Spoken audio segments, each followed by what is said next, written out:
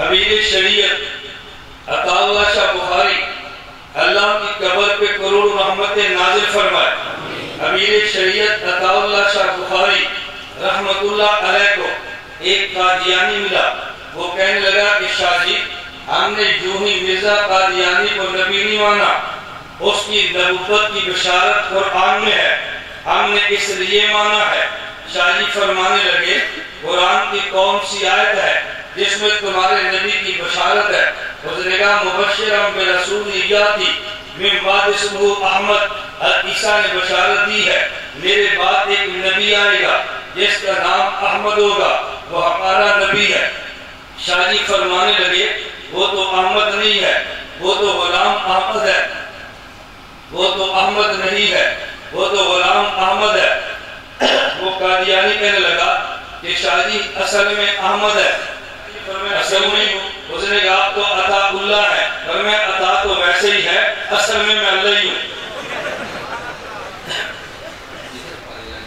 انہوں نے کہا عطا تو ویسے ہی ہے، اصل میں اللہ ہوں.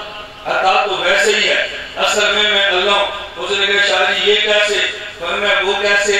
اگر اصل میں احمد ہے، غلام ویسے ہی ہے، تو میں بھی اصل میں اللہ ہوں، عطا ویسے ہی ہوں. اگر میں عطا سے اللہ نہیں بن سکتا تو پھر بھی غلام کاٹ کے یہ بھی احمد نہیں بن سکتا.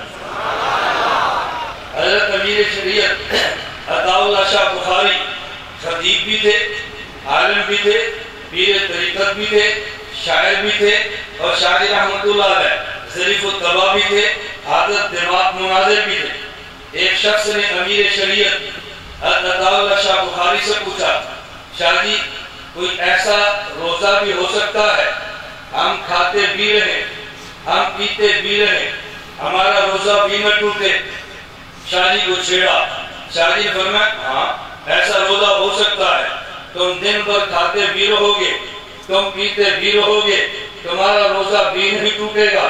شاہ جی وہ روزہ کون سا ہے؟ فرمایا صبح سحری کھا لو، تہجد پڑھ لو، فجر کی نماز پڑھ لو، اشراق تک عبادت میں لگے رہو، اشراق کے بعد مسجد سے باہر آنا اور پھر کسی بندے سے کہنا مجھے جوتے مارو، وہ تب جوتے مارے گا، تم جوتے کھاتے رہنا، پھر جب غصہ چڑھے گا اس غصے کو پیتے رہنا، تم کھاتے بھی رہنا، پیتے بھی رہنا، روزہ بھی نہیں ٹوٹے گا.